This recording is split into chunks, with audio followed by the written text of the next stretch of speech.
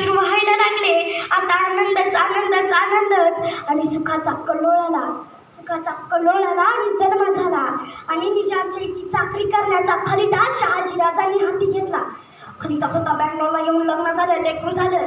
आता तुला बँगलोरला येऊन राहायचंय परिवारानिशी राहून गेले. पहिला पुत्र होता संभाजीराजा, दुसरा पुत्र होता शिवाजीराजा.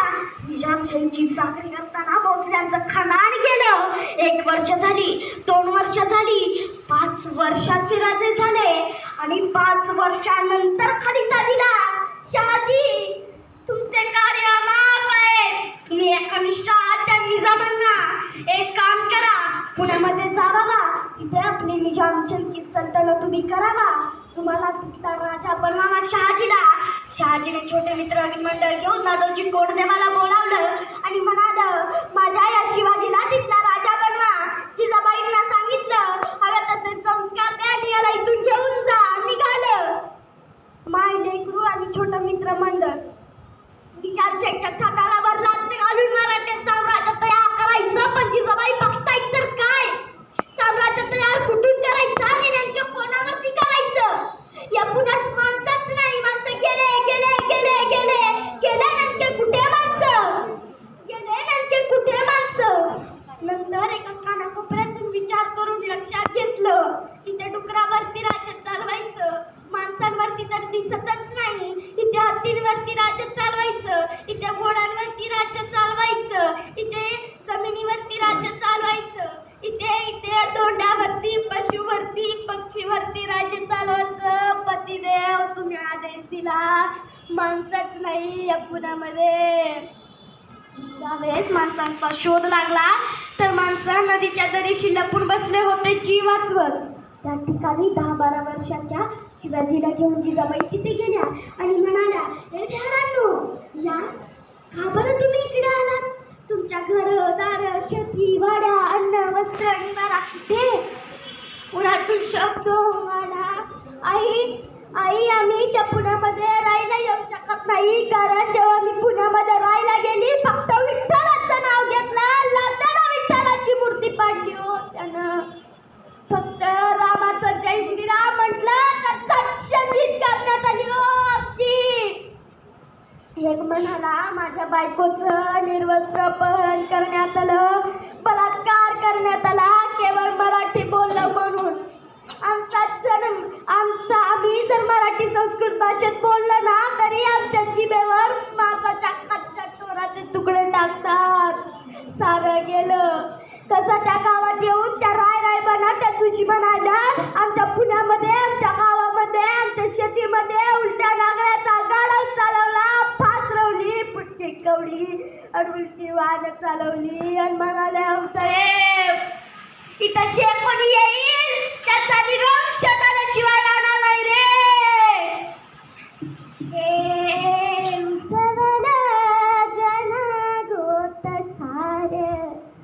आधार कुणाचा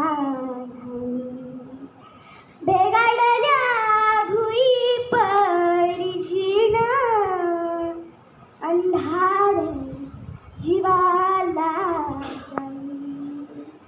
बडे झुंधायाला किरपी चिडाली रे. नवीची पंचप्राण जीवाला तान रे. करपल रान देवा जळल शिवार, तरी न्हायो धीर सांडला. खेळ मांडला जिजाबाईंनी त्यांचे अश्रू पाहिले. जिजाबाईंच्या डोळ्यातून अश्रू अनावर झाले की एखाद्या पुरुषाच्या पत्नीची अब्रू त्याच्या समोर तिसऱ्या व्यक्ती लुटत असेल तर सांगा कसं वाटत असेल. जिजाबाई सांगा ना, कोणाच्या भरोशावरती आम्ही पुण्यात यावं, शहरात यावं, घरं बांधावी. जिजाबाई म्हणाला की मी माझा निर्वंश झाला तरी चालेल. त्या उलट्या नाकानं रायबानं आपल्या दुश्मनाला जी फास रोवली होती ना, ती फास नाकीनं फेकली. आता तिथं आपला मारा करून राहायचं. आता तिथे आपलं बळीराज्यांचं राज्य येणार, शेतकऱ्यांचं राज्य येणार. कोणाच्या भरोशावरती? माझ्या शिवाजीच्या भरोशावरती. हा शिवाजी नेला तरी चालेल, पण आपलं राज्य माणसं पुण्यात आली, माणसं राहायला लागली, कड्यानीची घरं उभारायला लागली, मातीची खांडं थापायला लागली, नांगरायला लागली शेती. आणि सर्वात मोठा प्रश्न पडला की जिजाबाई जवळ सगळेजण आले. जिजाबाई सांगा ना, आता आम्ही काय करू? या क्षेत्रातच यायचं आहोत साहेब. तुम्ही म्हणालात की पुण्यात या, मी पुण्यात आलो. तुम्ही म्हणालात की घरं बांधा, मी घरं बांधली. जिजाबाई तुम्ही म्हणालात की शेत्या नांगरा, मी शेत्या नांगरल्या. पण शेतीत पेरावं तर पेरावं काय? बैलजोडी कुठं इथं, रेंगी कुठं इथं? आमच्याकडं तर काहीच नाही. अशा जगण्यासाठी मरायचं की मरण्यासाठी जगायचं बस. आणि त्यावेळेस भारताच्या इतिहासामध्ये पहिली सहकारी पतसंस्था उभी केली. त्या सहकारी पतसंस्थेच्या अंतर्गत बैलजोड्या आणि पिकं उत्पादन करण्याच्या या सगळ्या ह्याच गोष्टी जिजाबाईंनी वाटत होत्या. छान. पहिलं पीक लावायचं तर कोणतं? तर कणसं लावायची. मातीमध्ये कणसं लागली, त्या नदीच्या नाल्याच्या कपारीतून त्या मोठीने हळूहळू पिकांवरती पाणी द्यायला लागली. हळूहळू पीक करू लागलं. लहान मुले वावरात खेळायला लागली, गोपणी फिरवायला लागली. मस्त पिपे वाजू वाजू तिकडे तिकडे आनंद होता. काही महिन्यानंतर पीक वरती आलं, हवेच्या दिशेने डोलायला लागलं. जिकडे तिकडे आनंद होते. आणि त्या आनंदामध्ये मुघलांचा फरमान आला. ते पतवा गावात एक जण वाचत आलं. तुम्हाला सांगितलं होतं या मातीमध्ये जमिनीची शेती करू नका, इथे पिकं लावू नका. आता तुमची कणसं आलेत ना, ती रात्री 12-12:30च्या सुमारे यवनांच्या घोड्यांची टोळदार येणार आणि संधी शेती नसताना बुत केल्याशिवाय राहणार नाही रे. एवढा मोठा प्रश्न जिजाबाईंकडे घेऊन आले.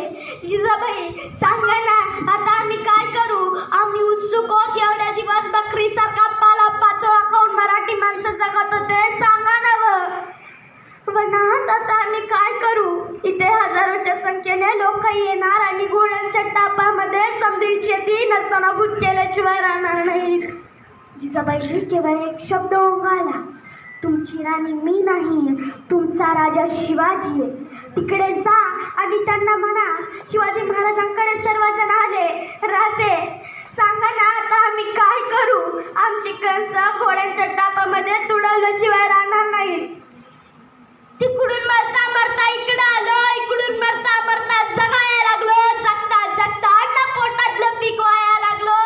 पिकवलेलं अन्न मातीत मागू कसा मी अन मागू कुणा, माझी व्यथा मी समजावू कुणा. बगदारी तुझ्या जाणून घे खऱ्या यातना. शिवाजी महाराजांनी सर्वांच्या समक्ष मान उभी केली. 12 वर्षाचं लेकरू काय म्हणतं? तुमच्या शेतीवरती पाखरं बसू नयेत माझ्या मायबापांनो म्हणून काय करता? चटकीने उत्तर दिलं, कोपण्या मारतो आणि फिरवतो, लांबूनच पक्षी उडून जातात. सोपच. हेच करा. कसं करायचं तर हेच करा. दिवसभर नियोजन ऐकण्यात आलं. त्या नदीच्या नाल्याच्या कपारीतून दगडं जमा केली. ती दगडं एका कापडामध्ये बांधण्यात आली. आता यवनांच्या घोड्यांची टोळधार येणार आणि आम्ही दगडं त्यांच्या मखण्याशी मारणार. पहिला आपल्या स्वराज्याचा बंड पुकारण्यास सुरुवात झाला. गनिमी काव्याचा उदय झाला. या नन्यापावर पहिला इतिहास सांगण्यास सुरुवात झाली. रात्री 12-12:30च्या सुमारे तडक तडक तिकडून डोळे येतात. अरे घोडे येतात. रात्री 12-12:30च्या सुमारे लोकांनी दगड घेतली आणि मारायला सुरुवात केली. कोणाच्या डोळ्या लागतात, कोणाच्या पाया लागतात, कोणाच्या पाया लागतात, कोणाच्या डोळ्यातून रक्त येत आहे, कोणी रडत आहे. धोका धोका धोका, मराठोने धोका कर दिया.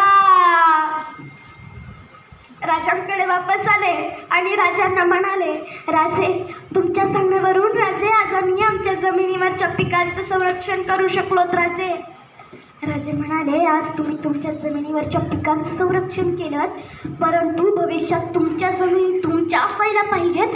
म्हणून तुम्हाला तुमच्या शेतीची आणि जमिनीची रक्षण केली पाहिजे. त्यावेळी जगाच्या इतिहासामध्ये पहिला सातबारा छत्रपती शिवाजी महाराजांनी त्याच बळीराजाचा काढून दिला. शिवाजी महाराजांना साहेबांनी सांगितलं, राजे नवे कल्याचा खेळ समजी ना राजे. राजे तुम्हाला जर का या जगात काही युद्ध करायचं असेल तर सवंगडी बनवणे फार महत्वाचे. जिजाबाईंनी सांगितलं की जा त्या जंगलामध्ये त्या नदीच्या काठीशी शिका, प्रशिक्षण घ्या. त्या भर जंगलामध्ये निघाले, आपल्या सवंगड्यांना घेऊन मस्त खेळ रंगात आला, ढाला तलवारी रंगात आल्या. आणि त्यांच्या लक्षात आलं की जर का या ठिकाणी एखादा परव्यक्ती जर आला तर त्या झाडावरती बसलेले एक पोर आपल्याला एखाद्या पक्ष्याचा किंवा प्राण्याचा आवाज मला इशारा करणार आणि आपण हे सगळं गवताच्या अंदर टाकणार आणि विटी दांडूचा खेळ खेळायला सुरुवात करणार. प्लॅन ठरला. खेळ एक दिवस कसा जोमामध्ये चालला. जोमामध्ये खेळ चालू असताना ढाला चालू आहे, तलवारी चालू आहे, ढाला चालू आहे, तलवारी चालू आहे, ढाला चालू आहे, तलवारी चालू आहे. आणि तेवढ्यात तिकडून एका मोराचा आवाज आला आणि टपकन एक पोरगा खाली पडला आणि त्याला विचारलं, काय रे कशाला आला इकडे? त्याने उत्तर दिलं, मला तुमच्याशी नाही राजे शिवाजीशी भेटायचंय, बोलायचंय. थांब विचारतो. राजे तुम्हाला भेटायला कोणीतरी आलंय.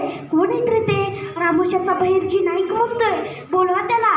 रामोशाचा बहिर्जी नाईक आत आला. राजे खूप दिवसांनी दर्शन झालंय राजे. इतक्या लहान वयात इतक्या दूरवर प्रसिद्धी आहे, मला बी घ्या ना तुमच्या खेळात सामील करून. राजांनी उत्तर काढले, काय येतं रे तुला? रामोशाचा बहिर्जी नाईक म्हणाला, हवी ती नीती ऐकू शकतो, हवी त्या पद्धतीचे प्लॅनिंग तयार करू शकतो, हवी तसा आवाज काढू शकतो, हवी ती रूप घेऊ शकतो, हवे तसा दानपट्टा चालू शकतो, हवी त्याची तलवार चालू शकतो. तुम्ही म्हणाला तर कट्टा सुद्धा बांधू शकतो. अरे आज तर पाहिजे आपल्याला, आज तर आहे आपलं पट्ट्या. बहिर्जी नाईक त्याचं नाव छातीला लावला. पुढे तो गुप्तहेर राजाचा होता. पहिला मावळा जो राज्यात आला रे. दोस्ती करना वो ठीक ठाक से, दोस्ती करना वो ठीक ठाक से, दोस्ती भी निभाना वो हक से. स्वराज्यातला दुसरा मावळा जो दानपट्टा चालवण्यात असा माहीर जीवा महाला. जाता जाता एक दांडशा शरीराचा एक माणूस दिसला. शिवाजी महाराजांनी त्याला बोलावलं आणि विचारलं, काय करतोस रे तू? त्याने उत्तर दिलं, खातो पितो झोपतो. राजांनी विचारलं, येशील का आमच्या सैन्यात? का नाही राजा, काय करावं लागेल? खायचं प्यायचं झोपायचं आणि आडवाला त्याला कापायचं बस. आणि त्याचं नाव होतं संभाजी आवजी कोंढाळकर. अशा प्रकारे स्वराज्यात मावळ्यांचा जमाव झाला. इतिहास इथेच संपत नाही. इतिहास खूप मोठा आहे, इतका मोठा की त्यात सांगण्यात शब्द न पुरणारा. स्वराज्य घडताना इतक्याच घटना घडल्या नाहीत, अनेक मोठमोठ्या